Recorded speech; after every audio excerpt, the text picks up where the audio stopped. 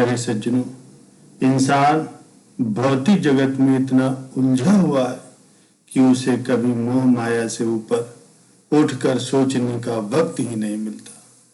वो अपने जीवन में सिर्फ भौतिक चीजों को पाने के लिए पागल बना रहता है, लेकिन फिर भी लोगों को जीवन में शांति नहीं मिल पाती। इसका सबसे बड़ा कारण ये है कि भौतिक चीजें नाशवान होती हैं। आज अगर वो खुशी देती हैं तो कल उनके कारण हमारी जिंदगी में दुख भी आता है।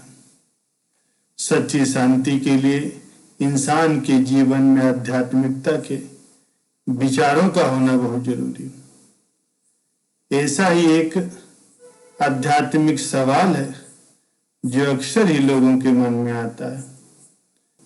आत्मा जब परमात्मा का अंश है तो भगवान हमारी क्यों नहीं सुनते? प्यारे सज्जनों, ये एक आध्यात्मिक सवाल है जिसको बहुत गहराई में जाकर के समझा जा सकता है। भगवान ही परमात्मा है।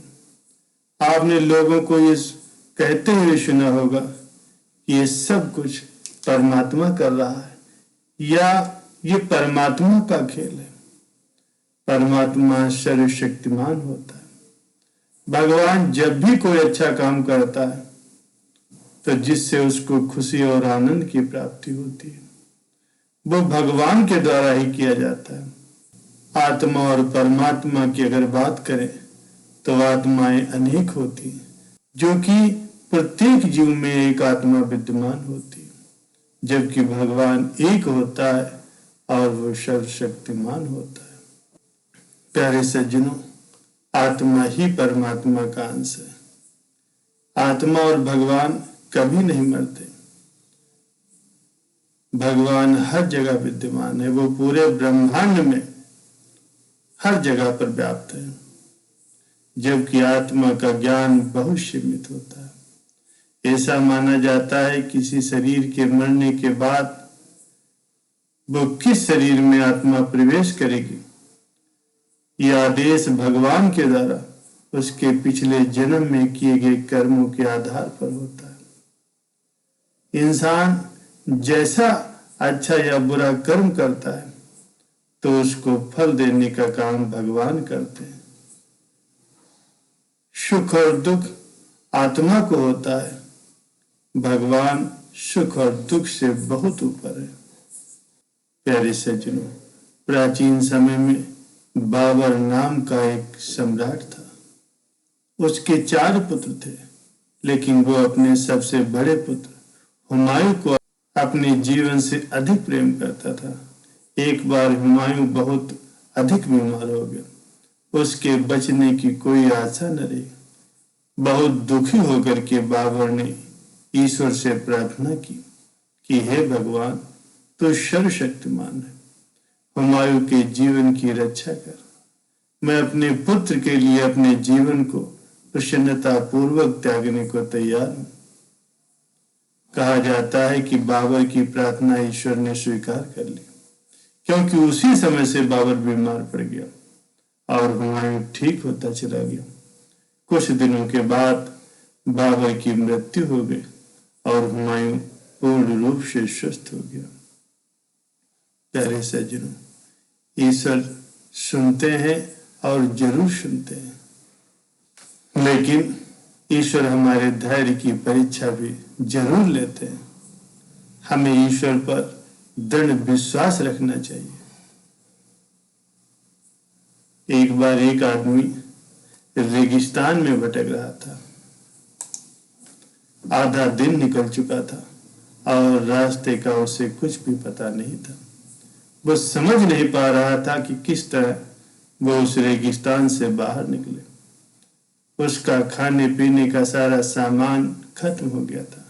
प्यास से उसका गला सूख रहा था, लेकिन पानी का कहीं दूर दूर तक नामो निशान नहीं था। थोड़ी दूर और चलने पर उसे एक झोपड़ी दिखाई दी। वो इस आशा में उस झोपड़ी की ओर चल पड़ा कि वहां उसे पानी अवश्य मिल जाएगा और वो वहां रहने वालों से रेगिस्तान से बाहर निकलने का रास्ता भी पूछ लेगा। लेकिन झोपड़ी के पास पहुंचकर वो निराश हो गया, क्योंकि झोपड़ी तो खाली थी, वहां कोई नहीं था। लेकिन उसके बाद भी उसने भगवान पर भरोसा बनाए रखा और झोपड़ी के अंदर गया। झोपड़ी के अंदर एक हैंडपंप लगा हुआ था। वो बहुत खुश हो गया कि अब वो अपनी प्यास बुझा सकता है। उसने भगवान को धन्यवाद दिया और हैंडपंप चलाने लगा। लेकिन काफी प्रयास करने के बाद भी हैंडपंप नहीं चला, क्योंकि उसका पानी उतर चुका था। वो थक करके चूर हो गया। वो वही जमीन पर लेट गया। पानी के बिना उसे अपनी जिंदगी खत्म होती नजर आने लगी। तभी उसे झोपड़ी की छत पर पानी की एक बोतल लटकी हुई दिखाई पड़ी। उसको देखकर उसकी जान में जान आई। उसने कहा कि ये भगवान की कृपा है कि पानी की ये बोतल उसे दिखाई दी। अब वो अपनी प्यास बुझा सकता है। उसने पानी की बोतल नीचे उतारी, लेकिन जैसे ही वो पानी पीने को हुआ, उसकी नजर बोतल के नीचे चिपके हुए कागज पर पड़ी। उस कागज पर लिखा था, इस पानी का इस्तेमाल हैंडपंप चलाने के लिए करें। जब हैंडपंप चल जाए तो पानी पी ले और फिर से इस बोतल में पानी भर करके वापस उसी जगह पर लटका दें जहां से इसे आपने उतारा था। कागज पर लिखे संदेश को पढ़ करके आदमी सोच में पड़ गया कि अब क्या करें। यदि पानी हैंडपंप में डाला और वो नहीं चला तो सही तो ये होगा कि बोतल का पानी पी करके वहां से आगे बढ़ जाए। वो दुविधा में पड़ चुका था, लेकिन अंत में उसने ऊपर वाले को याद किया और कागज पर लिखे संदेश पर भरोसा करने का निर्णय लिया। उसने बोतल का पानी हैंडपंप में डाल दिया और हैंडपंप चलाने की कोशिश करने लगा। एक दो प्रयास करने के बाद हैंडपंप चल गया और उसमें से ठंडा ठंडा पानी आने लगा। आदमी ने पानी पी करके अपनी प्यास बुझाई और बोतल में पानी भर करके उसे वापस उसी जगह पर लटका दिया जहां से उसने उस बोतल को उतारा था। वो वहां से निकल ही रहा था कि झोपड़ी से एक कोने में उसे एक नक्शा और पेंसिल का टुकड़ा मिला। उस नक्शे में रेगिस्तान से बाहर निकलने का रास्ता बना हुआ था। ये देखकर आदमी खुश हो गया और भगवान को लाख लाख धन्यवाद दिया। वो नक्शा लेकर बाहर निकल गया, लेकिन कुछ दूर चलने के बाद वो रुका और वापस झोपड़ी में आया। उसने पानी की बोतल के नीचे लगे कागज पर पेंसिल से लिखा, यकीन मानिए ये फार्मूला काम करता है।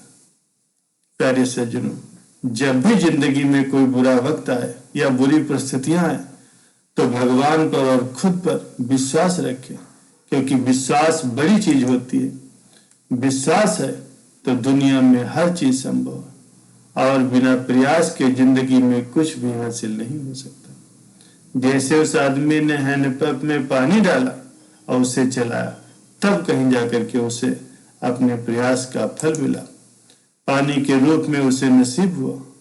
उसी प्रकार जिंदगी में अगर कुछ करना है तो प्रयास तो करने ही पड़ेंगे। प्रयास करेंगे तो सफलता अवश्य मिलेगी। और भगवान भी उसी की मदद करते हैं, उसी की सुनते हैं जो प्रयास करता है, क्योंकि कर्म करना मनुष्य के हाथ में और फल देना भगवान का काम है।